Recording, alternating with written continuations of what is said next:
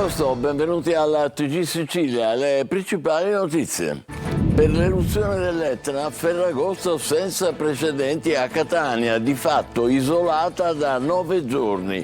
Fontanarossa chiuso anche oggi fino alle 14, regolare lo scalo di Comiso. Rabbia a parte, chi è rimasto a terra si ammassa per salire sul vulcano in attività, che noi vedremo tra poco da Fornazzo.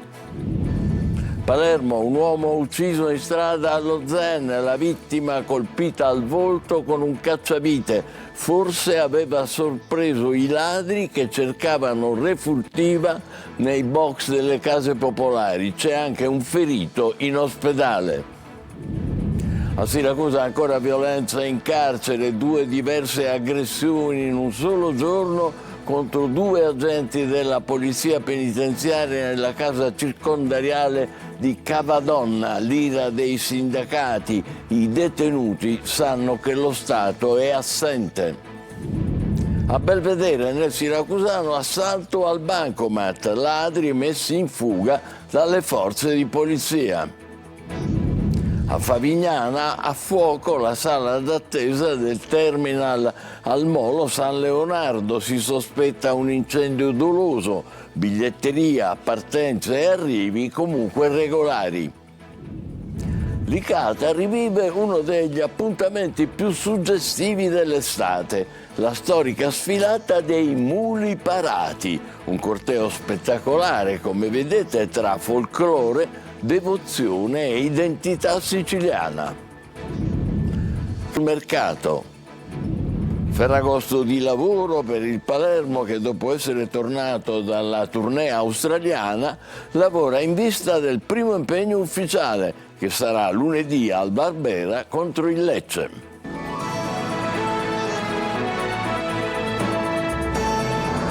Ben trovati. Catania, scalo ancora chiuso per il 9° giorno, 1000 i voli cancellati, passeggeri sempre più esasperati, e a Fontanarossa c'è chi si prepara a raggiungere Palermo, Trapani o Comiso sperando di salvare il salvabile. E intanto anche in città i turisti guardano all'Etna. Tonino De Mana.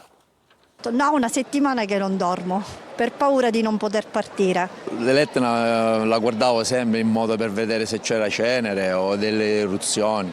Ansia, speranza, illusione. Chi si reca a Fontanarossa lo fa guardando l'Etna. Qualcuno, temendo di vedersi cancellare il volo, non ha neanche dormito. Altri dormono direttamente in aeroporto, altri ancora si affidano ad una lettura per rendere meno pesante l'attesa. È un misto tra speranza, attesa, cosa? No, la speranza non ce l'ho più onestamente, perché mi hanno cancellato il volo. Avevo il volo stamattina, però è stato annullato, quindi adesso speravo che qualcuno mi desse qualche informazione, invece non c'è nessuno. È un Ferragosto surreale a Catania, alle prese con le bizze dell'Etna, capace di attirare migliaia di turisti e al contempo di rendergli la vita difficile. In ballo le vacanze, ma anche impegni di lavoro, visite mediche ed appuntamenti che qualcuno aveva già programmato da mesi. Nessuno stacca lo sguardo dai monitor, mentre gli altoparlanti, in italiano ed in inglese, annunciano i disagi legati alla situazione dell'Etna. Alle mie spalle invece vedete una fila di passeggeri che sta facendo il check-in.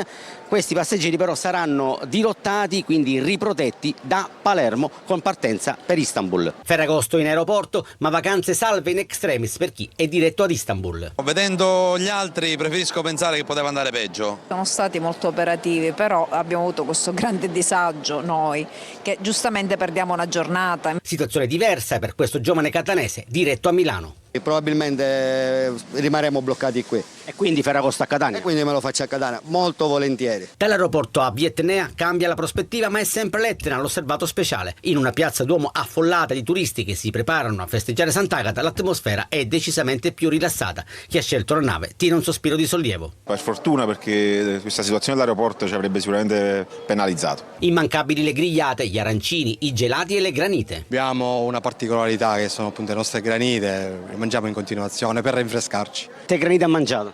Almeno una al giorno, almeno. Poi un occhio alla bilancia ed un altro all'Etna, che regala comunque suggestioni, emozioni e, perché no, imprecazioni. Ed eccoci all'Etna che continua la sua attività eruttiva con una forte anche attività esplosiva sui crateri sommitali, che questa volta si è spostata dal cratere Voragine a quello di nord-est con l'emissione di un'alta nube eruttiva. Chiuso l'accesso alla Mare Neve dopo l'afflusso straordinario di visitatori la notte scorsa. Da Fornazzo, Luca Ciliberti.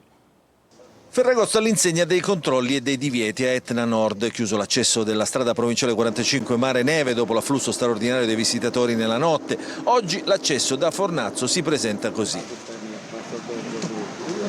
Siamo dovuti intervenire assieme di concerto con il sindaco di Sant'Alfio a fare una prima ordinanza di chiusura sia per quanto riguarda la strada Mare Neve per Milo sia la strada relativamente a Paterno Castello per Sant'Alfio, proprio per evitare che possibili problematiche potessero sfociare in tragedia o qualcosa di ancora più grave. Con uno dei più classici stop and go invece l'Etna continua la sua attività eruttiva con forte attività esplosiva sui crateri sommitali, che questa volta si sarebbe spostata dal cratere Voragine a quello di nord-est con l'emissione di un'alta nube eruttiva sospinta dal vento in direzione sud-sud-est, mentre sarebbero scarsamente alimentati i flussi magmatici a bassa quota, quelli che nei giorni scorsi hanno attirato l'interesse di appassionati e curiosi. Da qui si lascia la Mare Neve per raggiungere il punto base di Pietracannone, uno dei sentieri che porta ai fronti lavici, quelli insomma che abbiamo visto con tanta gente presi d'assalto proprio in questi giorni. Oggi devo dire anche a causa delle restrizioni c'è molta meno gente. Anche il tremore vulcanico che segnala la quantità di energia interna dell'Etna, che era precipitato con valori bassi nelle ultime ore, è in risalita. Alle 12:24 è stata registrata anche una scossa di magnitudo 3.9 a Linguaglossa, nettamente avvertita dalla popolazione della zona.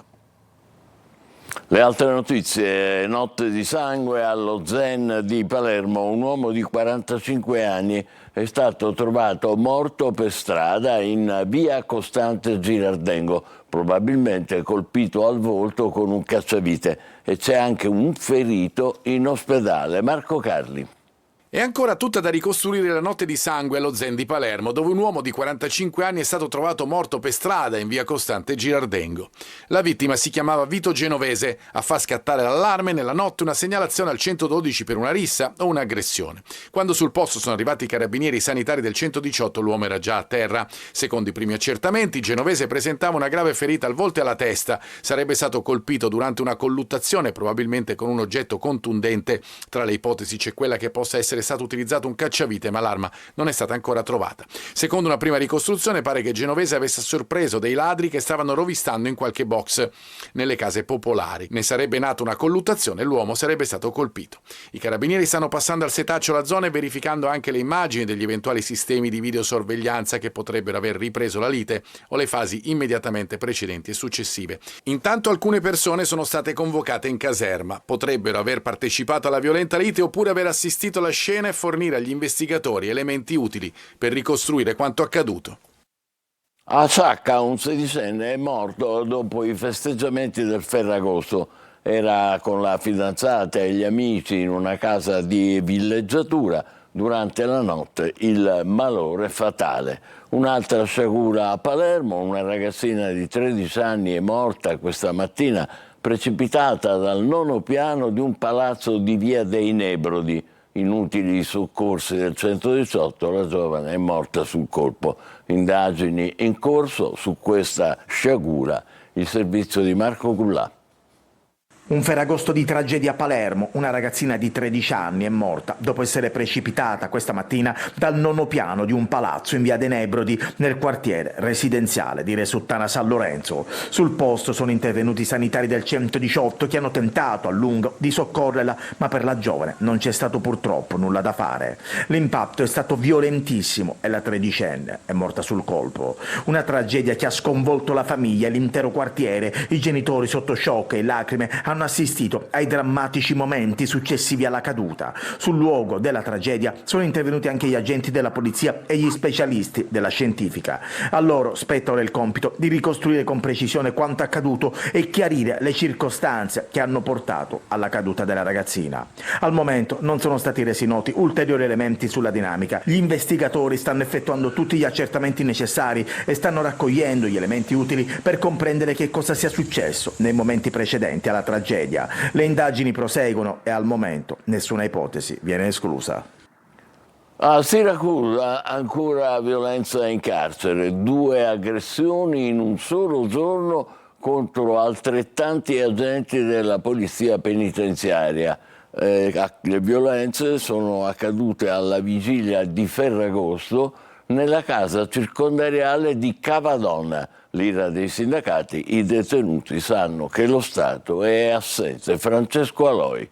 I detenuti hanno percepito che lo Stato ha abbandonato il personale e le forze dell'ordine e il personale della polizia penitenziaria. 2 agenti della penitenziaria colpiti in 2 momenti diversi, ma nello stesso giorno, alla vigilia di Ferragosto. A Cavadonna, casa circondariale di Siracusa, la situazione si fa sempre più incandescente. Queste sono fatte gravissime e stanno ad indicare che i detenuti hanno recepito molto chiaramente che lo Stato non ha predisposto quelle giuste iniziative per bloccare tale situazione. Al mattino un detenuto ha sferrato un pugno sul volto di un sovrintendente.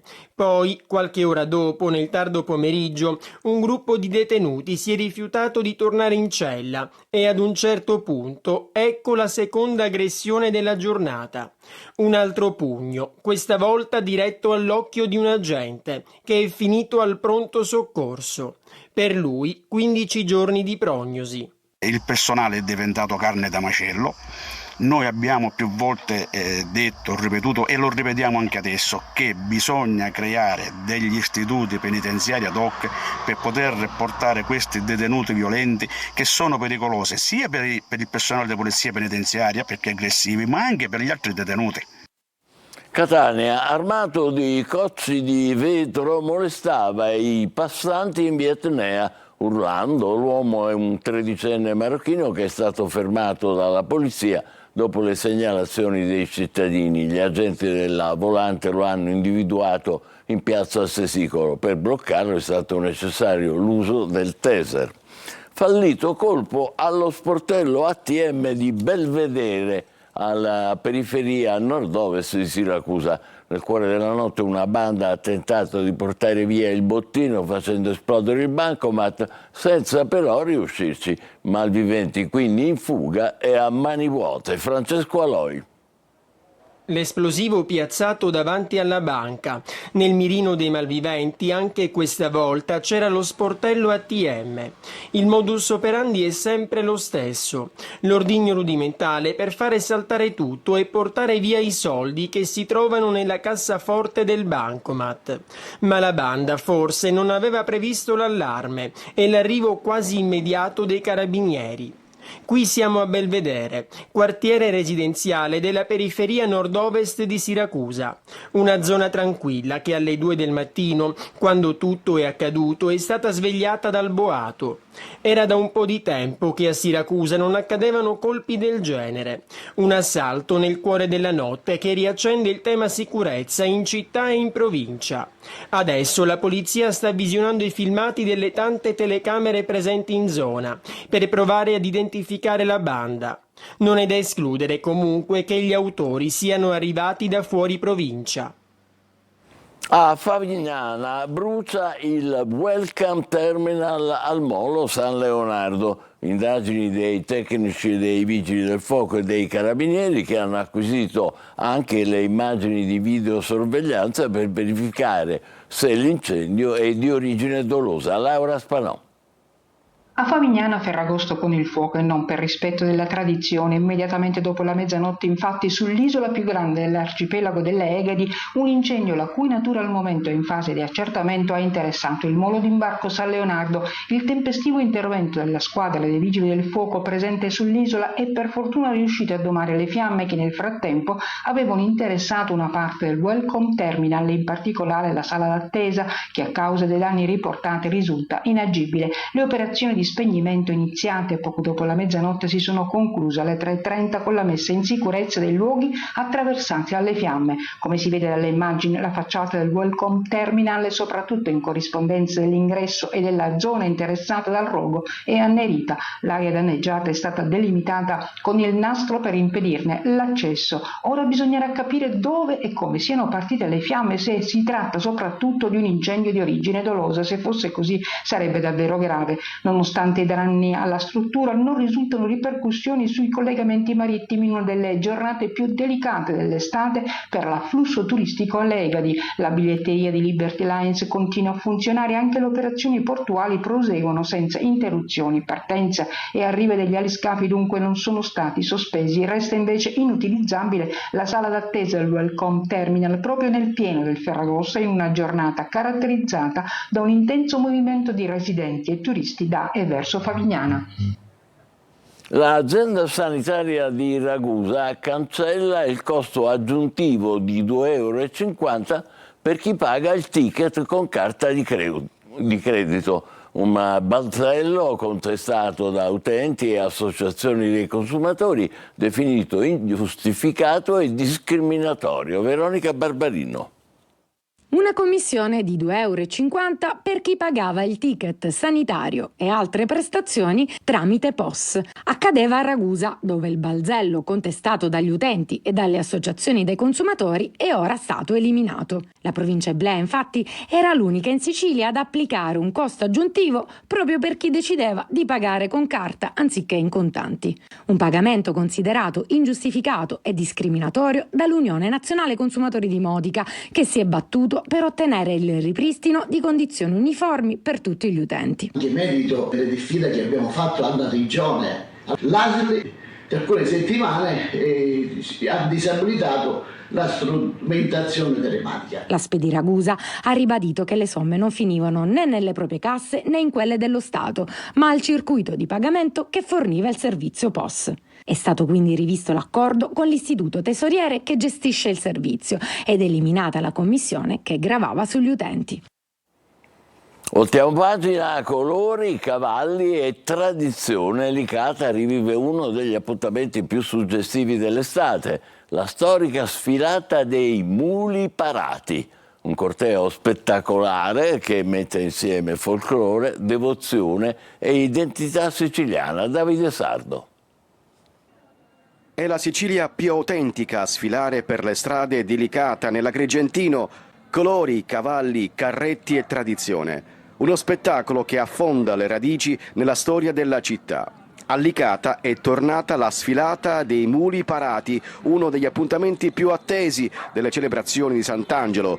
Cavalli e cavalieri, carretti siciliani e carrozze hanno attraversato il centro cittadino, trasformando le strade in un grande palcoscenico di folklore. Il corteo è partito dal nuovo parcheggio di Corso Argentina, accanto al porto turistico, poi il passaggio in piazza Attilio Regolo, sul lungomare di via Principe di Napoli e lungo le principali vie del centro. Un colpo d'occhio straordinario, con animali bardati a festa e addobbi che hanno richiamato la tradizione popolare licatese.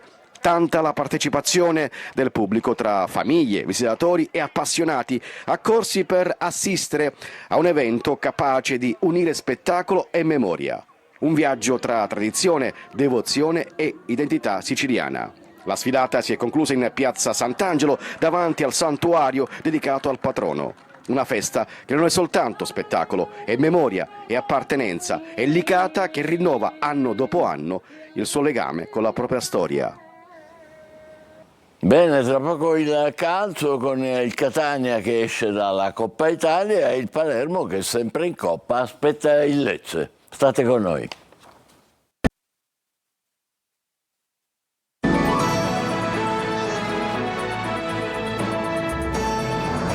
Prima dello sport una nota della SAC, la società di gestione dell'aeroporto di Catania, che conferma che sono ripristinate le attività di volo in partenza e in arrivo all'aeroporto Fontanarossa a partire dalle 14, quindi fra poco più di 10 minuti. Vedremo Calcio, dopo la sconfitta di Parma, corredata però da una buona prestazione, il Catania si concentra sull'esordio in campionato, mentre il club lavora per trovare la quadra fra finanze e mercato. Marco Carli.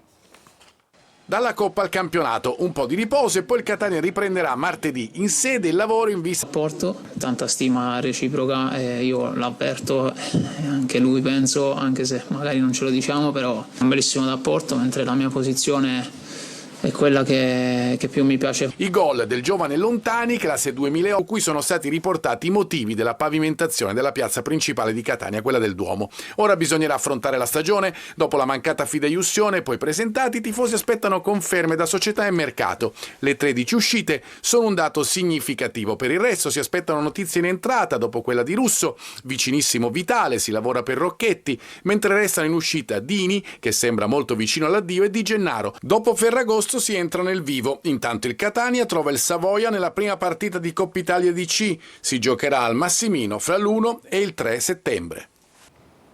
Palermo al lavoro per la gara di lunedì al Barbera di Coppa Italia contro il Lecce. Inzaghi chiede ai suoi di dare già un segnale importante e passare quindi il turno. Marco Gullà. È un Ferragosto di lavoro per il Palermo che, dopo essere tornato dalla tournée australiana, lavora in vista del primo impegno ufficiale che sarà lunedì al Barbera contro il Lecce in Coppa Italia. Inzaghi vuole già mandare un segnale concreto e quindi passare il turno contro i salentini diventa il primo vero obiettivo dei siciliani. Entusiasmo alle stelle, il club rosanero ha comunicato che è stata superata quota 29.000 biglietti venduti. In un primo momento il club di Viale del Fante ha ritenuto di dover lasciare chiusa la curva sud, ma vista la grande richiesta di biglietti, il settore è stato aperto. Con ancora tutto il weekend a disposizione è probabile che si superi quota 30.000 presenti. Mercato sono giorni di lavoro per il direttore sportivo Carlo Osti, che deve trovare una sistemazione a giocatori come Blen e Brunori. Difficile che si possa muovere qualcosa prima dell'inizio del campionato, molto più probabile che per i due possa accendersi mercato nel rush finale della sessione estiva. In entrata invece mercato semichiuso. Ledo Aron al momento resta in rosanero e sarà lui il vice Poyampalo, ma non sono esclusi cambi di copione. Siamo arrivati alla conclusione, ci fermiamo qui, grazie per l'attenzione e ancora buon Ferragosto.